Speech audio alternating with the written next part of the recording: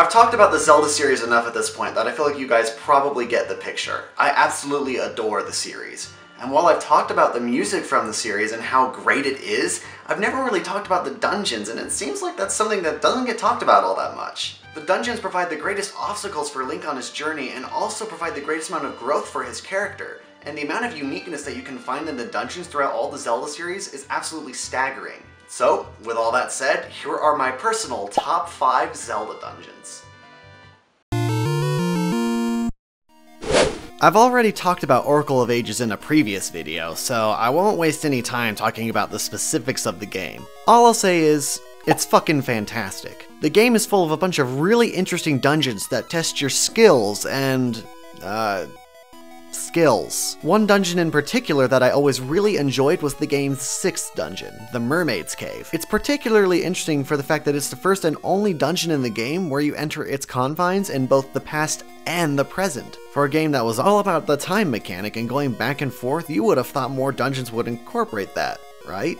But anyway, going through the dungeon in both time periods is really neat, because we get to not only see the effect time has on the state of the dungeon in the form of less flooding and broken statues, but we can't conquer the dungeon unless we go through it in both time periods. The dungeon item for the Mermaid's Cave, as you could probably tell by the name, is the mermaid suit. Not only does it allow you to swim in the deeper waters found in the dungeon, but it makes Link look like a total badass. Tame that strange, Link. Eventually, after dealing with some quick currents and few minor puzzles, we make it to the dungeon's boss, Octagon. To beat the big sea monster, you have to hit it in the face using your seed shooter while it circles around you like some kind of bird of prey. While he's on the surface, you can wait for him to show his face and strike then, but I prefer to take things up a notch and bounce a seed off the wall into him while he hides his face, because I just hate myself like that. Just gotta line this up just right and ha!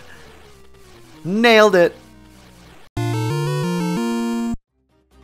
I'm continuing this list with another entry from the Portable series of Zelda entries, and from the newest title no less. A Link Between Worlds was released just towards the end of 2013, and I was absolutely blown away by just how great this game is. It brought us some new mechanics and changed up the Zelda formula ever so slightly, making it both accessible for newcomers and fresh for us veteran players. While most every aspect of this game is extremely solid, the biggest part of the game that really jumped out and grabbed my attention were the dungeons, and the ice ruins found in the far reaches of Lorule is my favorite of the entire bunch. While there is something to be said about being able to get the boss key from the very beginning, considering that, once again, that's something that rarely happens in a Zelda game, for me, this dungeon stands out because of two things in particular: its design and its atmosphere. You've got this elevator of sorts, tons of thin walkways dominating the entire outside and lower section of the dungeon, moving platforms, and, well, lots of ice. I love this dungeon because there isn't any predominant focus on slippery puzzles to progress forward. Sure, you can slip and slide around and it still might cause you to take an untimely fall here and there, but the dungeon is designed in a way that doesn't cram slidey ice puzzles down your throat. I mentioned atmosphere as well, and that's down to the fantastic track that plays as you make your way across the perilous pathways. The track has a nice ambience that completely reflects the mood of the dungeon. There's a sort of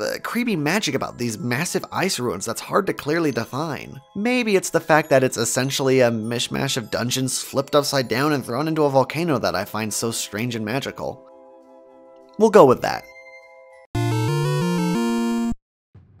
Twilight Princess seems to be one of those Zelda games that wasn't received as well as I perhaps thought it would. I always personally really liked this game for its atmosphere and fantastic dungeons. Quite honestly, I find most of the dungeons in this game to be really well designed and interesting, and while you might expect Arbiter's Grounds to be my pick in this scenario, considering it's fucking awesome, my choice is a little bit different. I've never really heard much of a consensus from other Zelda fans on what they make of this dungeon, but City in the Sky left a really big impression on me, especially in comparison to all the other dungeons in Twilight Princess. And once again, it really comes down almost entirely to the atmosphere. We get jettisoned up to this massive floating city to find that it's been almost entirely abandoned. Things are in a state of disrepair in places and blocks continually shake loose. Then there's the music that plays as you wander the empty halls. I actually found it really funny that when I mentioned this dungeon to my good friend Goal, his first thought was, "That dungeon has that creepy music, doesn't it? Ugh, that place is so strange." And yes, you are all welcome for that terrible impression. Not to forget that this dungeon incorporates the dual claw shot, which is one of the coolest weapons in any Zelda game. Being able to grapple between pillars as they start to slip and fall into the abyss was not only hair-raising, but extremely satisfying. And it made for some cool interactions throughout the dungeon as you attempted to cross other gaps on rotating fans or floating plants. Being able to see the dungeon's boss at any given moment flying around the highest point of the city was also a really nice touch. That final goal is always up there somewhere. It's circling around, taunting you, and more than likely calling you a bitch in Dragonese. Bitch! Hey, I heard that! I've talked about this gem of a game before as well, Majora's Mask. Talk about a game that positively oozes atmosphere. When this game came out, it made a lot of people step back and wonder just what the hell was going on. I remember being a kid and finding this game to be so different from anything I'd ever played, especially after playing a game like Ocarina of Time. Besides all the interesting people you meet, masks you collect, and of course, the 3-day cycle, this game always stood out for its unique take on dungeons. While I always thought the first 3 dungeons were really interesting in their own ways, Stone Tower Temple was always the dungeon that stood out the most. And apparently, I'm not the only one that thinks so. It's a great dungeon because it requires you to use so many of the tools at your disposal. Plenty of segments require the use of any of your other forms, there are light puzzles that let you get some use out of your mirror shield, and then there's the Elegy of Emptiness. You're gonna play that song a lot. Beyond all that though, easily the coolest aspect of this dungeon are the switches you shoot with a light arrow that flip everything upside down. While the temple is flipped, we end up encountering some more rooms that require us to shoot more flippy switches. Yes, that is the technical term. And it can get a little disorienting the first go around. The best rooms while the temple is flipped, however, are the areas where the sky sits right beneath you. When you really think about that, if you fall off the edge, you fall into the sky. I don't know about you, but that kind of blows my mind a little bit. Ocarina of Time is my all-time favorite game. I've said it at least 3 times at this point, so you get the picture. I know it, you know it, the old folks down the street know it. Fuck it. That joke's been done a million times before. The dungeons in the game, especially the adult ones, each have their own atmosphere that makes them stand out. And while I really enjoy all of them in their own ways, there was always one dungeon that stood head and shoulders above the rest. The Forest Temple. I know I mentioned how all the previous dungeons on this list provide a fantastic atmosphere for the player, but if there is any dungeon that has a better atmosphere in all of Zelda, it's this one. From the moment you enter the dungeon, the music fades in and out, echoing off of the ancient vined walls and dim hallways. And as you fight off Stalthos and the Poe sisters, you realize, this place is kind of fucked up.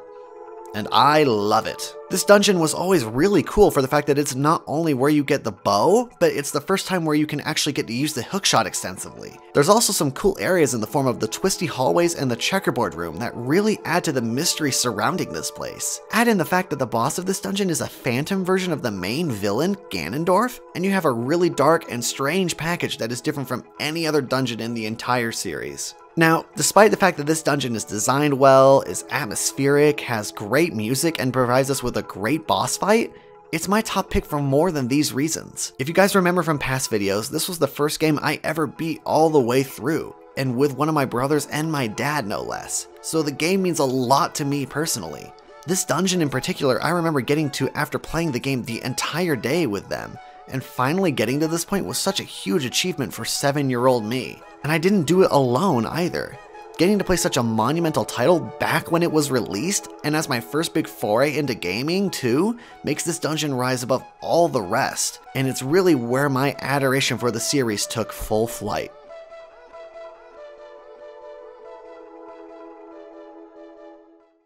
Hey everyone, thank you very much for watching my video.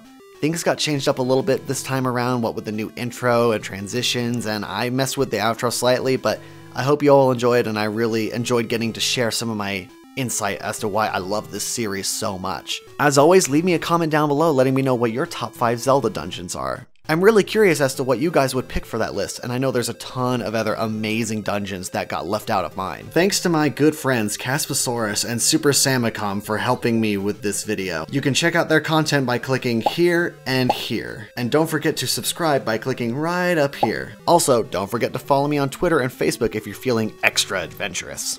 As always, I'm Wally the Legend, and I will see you all next time.